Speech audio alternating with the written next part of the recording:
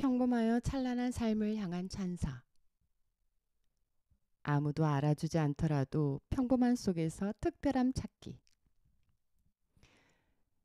체호프의 매력에 빠지면 선에 대한 열망을 추구하는 그의 소설 속 인물에 쉽게 감정이입을 하게 된다. 지극히 일상적인 상황에 놓인 인간의 다양하고 모순된 반응을 탁월하게 그려냈기 때문이다. 단편소설 귀여운 여인을 처음으로 읽었을 때가 생각난다. 나는 그 소설을 읽으며 완전히 이해받고 있다는 느낌이 들었다. 이거 완전히 나잖아 라는 생각이 들 정도였다. 새로운 사람을 만날 때마다 대책 없이 사랑에 빠지는 올렌카처럼 나 역시 새로운 철학을 접할 때마다 거기에 푹 빠져서는 새로운 신념을 열정적으로 받아들이고 이전의 신념은 금세 잊어버리곤 했으니 말이다. 톨스토이는 이 소설에서 여주인공을 빈정거리듯 묘사한 체홉을 비판했다. 톨스토이는 올렌카가 엉뚱한 쿠킨과 보잘것없는 목재상과 냉정한 수의사와 사랑에 빠지는 것은 전혀 비난받을 일이 아니라고 주장했다. 그러면서 편견 없이 사랑에 빠지는 올렌카의 관대함을 예찬했다. 그는 쿠킨이라는 남자를 사랑하는 것이나 스피노자나 파스칼 또는 슐레에게 열중하는 것이나 거룩하기는 마찬가지이며 올렌카처럼 사랑의 대상이 쉽게 바뀐다 해도 그것을 비난할 수는 없다라고 했다. 아마도 체홉은 거룩한이라는 표현을 언짢아 했을 것이다.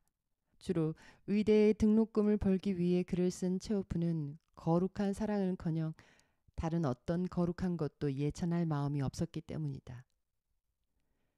순수하고 고결한 영혼에 매료됐던 톨스토이나 도스토옙스키와 달리 체호프는 거룩한 인간상에 전혀 관심이 없었다.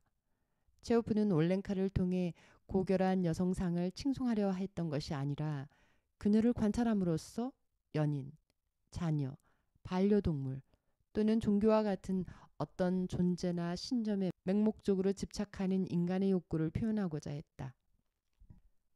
체호프는 모든 맹목적인 것은 위험을 내포하고 있다고 믿었다. 사람들은 왜 그렇게 순수, 선 또는 재능을 규정 지으려고 하는 걸까? 체호프의 본직은 의사였지만 그는 학교를 짓고 알코올 중독자를 치료하고 노동자들이 재기할 수 있도록 돕는 등 많은 일을 했다. 보리스 파스테르나크가 탄생시킨 또 다른 의사 지바고는 체홉을 규정할 만한 완벽한 표현을 찾았다. 닥터 지바고에서 지바고는 체호프를 칭송하는 이유를 이렇게 설명했다. 체호프는 인류를 궁극적 목적 또는 인류의 구원이라는 거창한 주제에 대해 겸손하고 소박한 태도를 보인다. 그는 그런 것들을 아예 염두에 두지 않은 것이 아니라 그런 것들을 논하는 것이 건방지고 오만해 보인다고 생각했던 것이다. 비트겐슈타인과 톨스토이가 겸손한 사람, 나아가 범속한 사람이 되고자 했다면 체호프는 고귀함이니 겸손함이니 평범함이니 탁월함이니 하는 것에는 아예 무신경했다. 자의식 과잉과는 거리가 멀었던 이런 무심함 덕분에 그는 자신의 현재를 살며 욕구에 충실할 수 있었다. 그에게 중요한 것은 자아상이나 이데올로기가 아닌 실존 그 자체였다. 체호백에 큰 영향을 받은 막심 고리끼는 체홉의 소박함을 극도의 자비라고 여기며 이렇게 평했다. 안톤 체홉과 함께 있을 때에는 누구든지 자기도 모르게 더 단순하고 더 솔직하고 더 진실하고 싶어 했다. 나는 사람들이 그와 만날 때 거추장스러운 현학적 문구들, 유행하는 표현, 그리고 모든 싸구려 장신구를 내던지는 모습을 여러 번 지켜보았다. 원시인들이 조개 껍질과 생선 이빨로 자신을 치장하듯 유럽인처럼 보이고 싶어 꾸민 러시아인들 말이다. 체호프가 잔뜩 치장한 누군가와 마주칠 때면 상대의 진짜 얼굴과 살아있는 영혼을 가린 지루하고 헛된 그 속임수에서 벗어나려는 참기 어려운 욕구에 사로잡힌다는 사실을 나는 눈치챌 수 있었다. 평생 진실했던 체호프는 어떤 이들이 그에게 기대했던 것, 섬세하지 못한 또 다른 이들이 그에게 요구했던 것에서 완전히 초연한 자유로운 영혼이었다. 어떤 의미에서 이 구절은 이 책의 전반에 걸쳐 내가 깨달은 점을 압축했다고 할 수 있다. 조지 엘리엇, 레비나스, 스피노자를 읽으며 내가 공통적으로 느낀 강렬한 감정은 가식적이고 과시적인 태도를 버리고 진짜 나를 가리고 있는 그 모든 지루하고 헛된 속임수를 내던져버리고 싶다는 느낌이었다. 체호프는 권력의 화려함을 포기하고 헛된 자존심을 내려놓으라고 말한다. 그는 어떤 방법을 제시했을까? 그는 타인의 진짜 얼굴과 살아있는 영혼에 관심을 가져야 한다고 강조했다. 그러면 어떻게 그것을 실현할 수 있을까? 체호프는 타인을 다른 방식으로 바라보면서 거추장스러운 현학적 문구들과 유행하는 표현을 버리라고 충고했다. 체호프는 타인과 약간의 거리를 유지하면서 상대와의 차이점이 아니라 비슷한 점에 집중하려 했다. 그가 내면의 자유를 획득했다면 그것은 타인의 기대에 미치지 못할 거라는 두려움이나 타인의 평가에 연연하지 않아서였다. 그래서 체홉의 희극이나 단편 소설을 읽을 때 일종의 사고 체계를 파악하는데 때로 어려움을 겪는 것은 당연한 일이다. 체홉을 이상의 살인마라 부른 러시아 철학자 셰스토프는 그가 절대 눈을 들지 않고 구부정하게 고개를 숙인 채 걷는 바람에 어떤 신호도 읽지 못했을 뿐만 아니라 그 구부정한 걸음이 독자들의 호기심을 자극하고 멈칫하게 했다고 평했다. 체호프는 무대의 중앙에 나서지 않은 사람들에게 관심을 기울이는 보기 드문 재능을 갖고 있었다. 보상받지 않은 욕망을 그려내는 위대한 작가 체호프의 희곡과 단편 소설에는 성공과 선을 구별하려 애쓰는 인물들이 등장한다. 그들은 파괴적이고 덧없는 성공을 쫓는다. 그리고 글을 쓰는 그 인물들은 톨스토이나 투르게네프의 경지에 오르지 못한다는 자신을 실패자, 형편없는 작가라고 자책한다. 체홉의 희곡 갈매기에 등장하는 오만한 작가 뜨리고리는 자신이 이런 덫에 걸려 있음을 가장 먼저 알아차린 인물이다.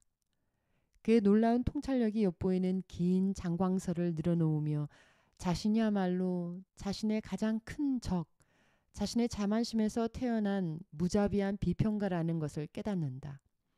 대중은 결코 자신이 원하는 것을 주지 않을 것이라고 그는 한탄한다.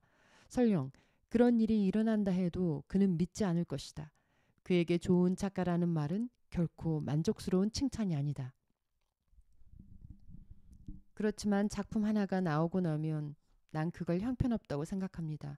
아니 그게 아니라 그건 차라리 실수라고 할 수 있죠. 쓰지 않은 게 더 나았을 법한. 그리고 이내 나는 실망하고 우울에 빠집니다. 독자들은 이렇게 말합니다. 그래 좋네. 재능이 있어 좋긴 한데 톨스토이를 따라오려면 멀었군. 아니면 이렇게 말합니다. 흥미로운 작품이긴 한데 투르게네프의 아버지와 아들보다는 못하네. 이렇게 내 삶이 다하는 날까지 그저 괜찮다. 재능이 있다. 하지만 그 이상은 아니라는 말을 들어야 하는 겁니다. 내가 죽고 나면 친구들은 내 무덤 앞을 지나면서 이렇게 말하겠죠. 느리고린이 여기에 잠들어 있네. 좋은 작가였지만 투르게네프보다는 못됐지. 투르게네프처럼 잘 쓸 수 없고 최고가 될 수 없는데 노력해봤자 무슨 소용이 있겠는가. 대중이 트리고린에게 어떤 찬사를 보내든 그는 결코 만족할 수 없을 것이다. 위대한 작가들의 그늘에 가려진 자신은 아류가 될 수밖에 없다는 생각에 그는 이내 불행에 빠진다. 평범함을 열망한 톨스토이가 톨스토이만큼 잘 쓰고 싶지 않다라고 말했다는 일화를 떠올려 보면 체홉의 인물들은 얼마나 모순적인가. 타인과 나를 비교하는 행위는 지극히 인간적인 것으로 칭찬을 너무 많이 받아도 혹은 그렇지 못해도 끊임없이 반복된다.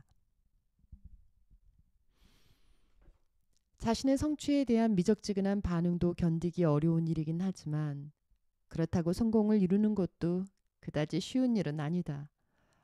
언제나 시류에 역행한 니체는 본래 평범함을 경시했지만 얼마 후에는 영광을 얻고 치러야 하는 대가를 경계했다. 그는 우리가 정상에 오르는 그 순간부터 진정한 실존적 지옥이 열리고 우리의 자존감이 처참하게 무너진다고 말했다. 정상을 정복하면 짜릿한 행복감이 영원할 것 같지만 멀미를 할 때처럼 어지러울 수 있다는 것이다. 인간의 본성은 실패보다 승리를 더 견디기 어려워한다. 심지어 승리를 쟁취하는 것이 심각한 패배를 겪는 것보다 쉽다고 생각한다. 우리가 언제나 다른 사람들의 판단과 그들의 성공과 실패에 휘둘린다면 우리의 욕망을 한 번쯤 되돌아볼 필요가 있다. 체호프는 어떤 방법을 제시했을까? 그의 희곡 바냐 아저씨에 등장하는 아스트로프는 러시아의 숲이며 그곳의 자작나무, 단풍나무, 전나무를 정성 들여 돌본다. 그는 자신의 개인적 야망을 제쳐두고 숲 가꾸기에 전념한다. 한 평론가는 숲을 보호해야 한다고 주장하는 그의 열렬한 호소가 극 중 가장 긴 독백으로 이루어졌지만 누구도 그의 말에 귀를 기울이지 않는다는 점에 주목했다. 그가 훌륭한 의사로 남길 바라는 주위 사람들은 숲에 대한 그의 사랑을 엉뚱하고 쓸데없는 짓이라고 깎아내린다. 그들은 그가 뛰어난 의사로서 명성을 얻는 것이 훨씬 더 가치 있는 일이라고 믿기 때문이다. 아스트로프의 숲에 대한 사랑은 모든 형태의 개인적 영광에 대한 체홉의 회의적 시각을 대변한다. 체호프는 자작나무와 참나무의 아름다움, 그것의 변함없는 힘을 예찬함으로써 인간의 한계와 자기애적 가치 혼란에 해답을 제시했다. 산림 파괴에 대한 아스트로프의 염려를 공감하지 못하는 바는 아니지만 그가 의사로서의 명성과 능력을 망치고 있다며 안타까워하는 주변의 사람들의 시선도 이해 못할 바는 아니다. 우리는 이런 장면을 쉽게 접한다. 회사, 학교, 하물며 가족과의 저녁 식사 자리에서도 더 큰 야망을 추구하도록 부추기는 것은 결국 두려움이다. 자녀들이 세상에 자신의 능력을 뽐내기를 바라는 부모, 상사에게 질타받는 직원, 만족할 만큼 많은 책을 내지 못해 괴로워하는 작가 등 모든 문제는 성공에 대한 과시가 아니라 다른 이들의 눈에 띄지 못하는 것에 대한 두려움 때문이다.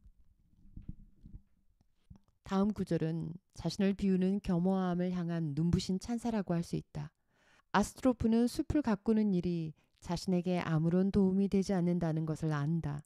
그럼에도 불구하고 그는 한 그루 나무라도 돌보는데 진심을 다한다. 제 덕분에 벌채를 면한 농부들의 숲 근처를 지나거나 제가 손수 심은 어린 나무들이 사그락거리는 소리를 들으면 기후 역시 얼마쯤은 제 편이라는 생각이 듭니다. 그리고 천년 후에 인간이 행복하다면 그것 역시 얼마쯤은 제 책임일지도 모르죠. 자작나무 묘목을 심고 거기에 잎들이 풍성하게 뒤덮여 바람에 흔들리는 모습을 보고 있자면 가슴이 어찌나 벅차오르든지. 그런데 저는 아무튼 이제 가야겠군요. 결국 이게 다 정신 나간 이야기처럼 들릴지도 모르겠어요. 만나서 정말 반가웠습니다.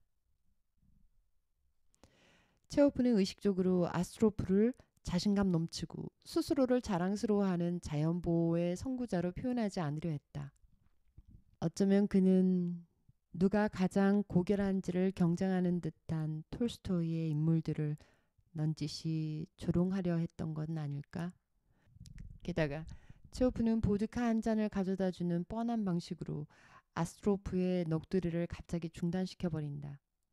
과소평가되고 결코 인정받지 못하는 중요한 행위, 즉 아무도 알아주지 않지만 미래 세대를 위해 나무를 가꾸는 일은 평범하고 그만하면 괜찮은 것에 대한 체홉식의 찬사다.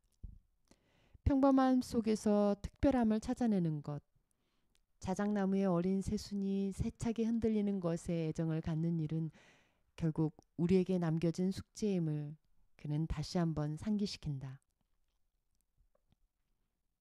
여기서 감동적인 점은 나무를 심겠다는 아스트로프의 신념, 즉 쓸데없는 행동이라고 여겨지는 그 무의미함 뒤에 가려진 마음이 그 자체로 완벽했다는 것이다. 실제로 그는 어떤 사사로운 보상을 바라지 않으며 그 초연함으로부터 자연과의 충만한 관계가 형성된다. 그는 평판을 중요하게 여기지 않고 명성을 얻고자 하는 것을 이기적이고 헛된 목표라고 했다. 이런 삶의 태도는 고향을 한 발짝도 떠나지 못하면서 언제나 모스크바로 돌아갈 날을 꿈꾸는 체오프의 희곡, 세 자매의 등장인물들과 극도로 대비된다. 이상과 현실의 괴리 속에서 모스크바로 가자라는 말을 입에 달고 사는 세 자매의 모습은 안쓰럽기까지 하다. 그러나 장담하건대 모스크바로 간다 하더라도 세 자매는 결코 만족하지 못할 것이다. 많은 작가들이 그랬듯 체오프 역시 쇼펜하우어의 열렬한 독자였다. 쇼펜하우어는 체오프가 은근히 경멸한 병적인 불만족을 이렇게 통찰했다. 그러므로 행복은 늘 미래나 과거에 존재하며 현재는 햇빛에 환하게 비추는 지면 위로 바람이 몰고 온 작은 먹구름에 비유될 수 있다. 구름의 앞과 뒤에는 모든 것이 빛나지만 구름 아래에는 그늘이 드루어진다. 이렇게 현재는 영원히 불만족스럽다. 쇼펜하우어의 행복에 관한 비관론에 영향을 받은 사람은 나뿐만이 아니었다. 체오프의 세 자매 역시 비현실적인 꿈에서 헤어나오질 못한다. 그들은 변화된 현실에 적응하기보다 헛된 희망에 집착하면서 평범한 삶을 부정하고 자기 모순에 빠진다. 이는 스피노자가 말한 코나투스와 대척점에 있는 삶의 태도다. 이런 실존적 권태가 바탕에 깔려있는 아스트로프의 행위는 처음에 사소하게 시작되었지만 이내 아리스토텔레스가 말한 탁월함을 구현하게 이른다. 그는 자신의 환자들도 모르게 러시아의 광활한 풍경에 자그마한 변화의 씨앗을 심는다. 그리고 그 작은 변화는 마침내 세 자매 모스크바에 대한 환상보다 더욱 고귀한 결말에 도달한다.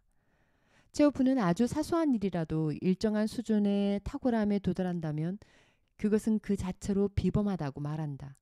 특히 그 비범함이 한 인간의 가장 훌륭한 부분을 이끌어내는 것은 물론이고 타인에게도 도움이 될 때 문학은 평범함을 비범함으로 바꾸는 힘을 보여준다. 체오프는 우리 눈앞에 있는 것이 무엇인지, 우리의 일상을 가장 크게 차지하고 있는 것이 무엇인지 우리가 보지 못하더라도 기적이 일어나는 것은 바로 평범한 공간이라고 역설했다.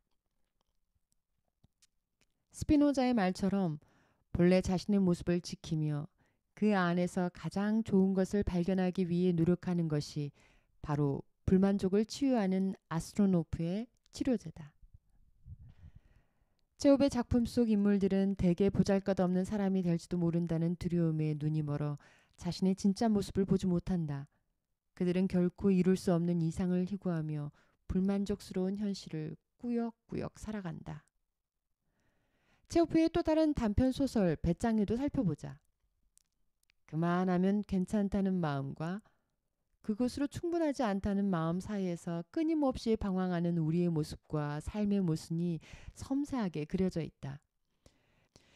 체오프는 평범하게 보이는 모든 것을 거부하는 여인 올가 이바노프나의 허영과 실체 없는 꿈이 불러일으키는 삶의 비극을 풍자적으로 묘사했다.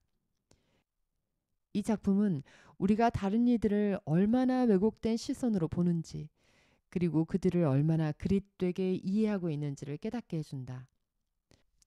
러시아판 보바리 부인이라고 할 수 있는 배짱이의 여주인공은 진중한 의대생 남편의 심오함과 천재성은 안중에도 없이 겉보기에만 화려한 삶을 탐닉한다. 체오프는 이 작품에서도 겸손한 인물과 허용으로 가득 찬 인물을 대비시킨다. 올가 이바노프나는 자칭 예술가나 유명 인사들과 어울리는 데만 정신이 팔려 있다. 그런데 어느 날 남편 드이모프가 죽음을 맞는다. 그러나 그녀는 남편 앞에 얼마나 창창한 앞날이 기다리고 있었는지 감히 상상도 하지 못한다. 올가 이바노프나는 유명한 사람들을 무척 좋아했고 그들을 자랑스러워했으며 매일 밤 꿈에서 그들을 보기까지 했다. 그들에 대한 갈증은 결코 해갈되는 법이 없었다. 한 무리가 떠나가서 잊혀지면 또 다른 무리들이 나타났지만 그녀는 그들에게 금세 익숙해지고 실증을 느꼈다. 그러면 탐욕스럽게 새로운 거물들을 찾고 또 찾으려 했다. 쉬지 않고 끝도 없이. 도대체 왜? 이 새로운 거물들은 다른 유명 인사들의 존경과 칭송을 받을 때에만 존재할 수 있다. 그들은 사람을 끌어당기는 매력이 있고 화려하게 빛나지만 그들의 명성은 오래지 않아 실증과 실망으로 변한다. 그들의 매력은 신인 예술가들이 등장하면 퇴색되고 만다. 신인 예술가들의 신선함 역시 극단적인 감각을 쫓는 올가의 욕망처럼 변질된다. 그들에게도 정해진 유통기한이 있는 것이다. 배짱이에서 올가의 사랑을 받지 못하는 남편 드이모프는 강렬한 감각을 추구하는 사람들과 대비된다. 겸손하고 진중한 드이모프는 그의 온화함 때문에 다시 말해 지나치게 타인을 배려한 나머지 유명 인사들에게 외면당한다. 시신해부와 논문 작성만으로도 녹초가 된 그가 아내에게 보석을 사주기 위해 부업을 자청하는 모습은 자칭 거물이라는 사람들과 비교되며 더욱 애처로움을 자아낸다. 그러나 그런 거물들이나 그의 아내는 전혀 몰랐겠지만 아내에게 무시당하는 남편 디모프는 소설에서 내실을 갖춘 유일한 인물이다. 올가가 나의 귀여운 강아지라고 소개한 남편은 사실 훌륭한 학자였다. 그리고 이야기의 말미에 이르러서야 체오프가 말하고자 하는 바가 분명히 드러난다. 그는 가장 훌륭한 재능이란 대체로 겉으로 드러나지 않으며 과소평가된다는 것을 독자들에게 일깨워준다. 디모프에 가려져 있던 천재성은 그가 죽음을 맞고서야 그를 존경하는 동료들에 의해서 세상에 드러난다. 이런 훌륭한 학자가 될 사람이었건만 이런 사람은 다시는 없을 거야. 고매하고 온화하고 선하며 투명한 얼음처럼 순수한 사람이었어. 학문에 온 생애를 바쳤는데 그 학문 때문에 죽다니.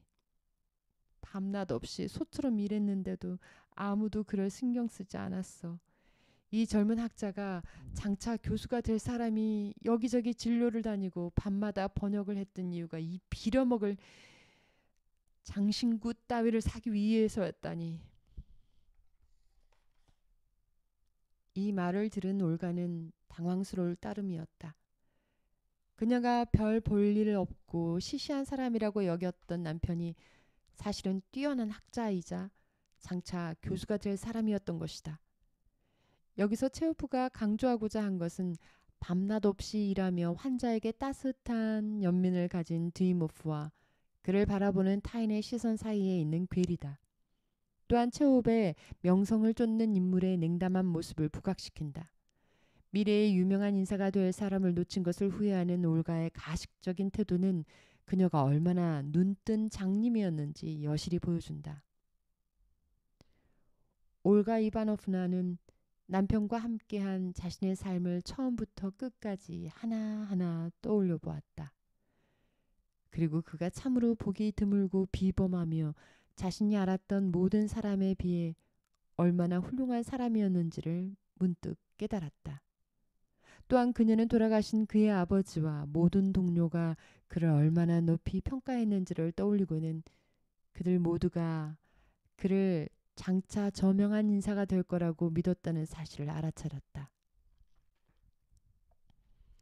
체오프는 평범함이라는 단어를 반복적으로 사용하며 여기에 내포된 부정적인 이미지를 강조한다. 예컨대 올가는 오만한 태도로 남편 드이모프를 우직함, 즉 그의 평범함에 대해 언급하며 그 점에 대해 친구들에게 위로를 받고 싶어 한다. 그녀는 그 사람에게는 뭔가 특별한 것이 있다라는 말을 되풀이하면서 친구들을 진력나게 한다. 그들이 인정해주지 않으면 디모프와의 결혼이 자신의 평판에 치명적인 손상을 입힐까봐 염려했던 것이다. 그래서 그녀는 친구들에게 자신이 왜 그렇게 눈에 띄지 않은 평범한 남자와 결혼했는지를 설명하면서 위안을 받고자 한다. 하지만 그녀는 드이모프가 죽을 때까지 그의 진짜 모습을 보지 못한다. 그녀는 남편이 평범한 남자가 아닌 미래의 저명한 인사가 될 사람이었다는 사실을 다른 사람의 눈을 통하지 않고는 볼 수 없었다. 그녀는 한 사람의 평범함이나 특출함은 겉으로 드러난다는 믿음을 버리지 않는다.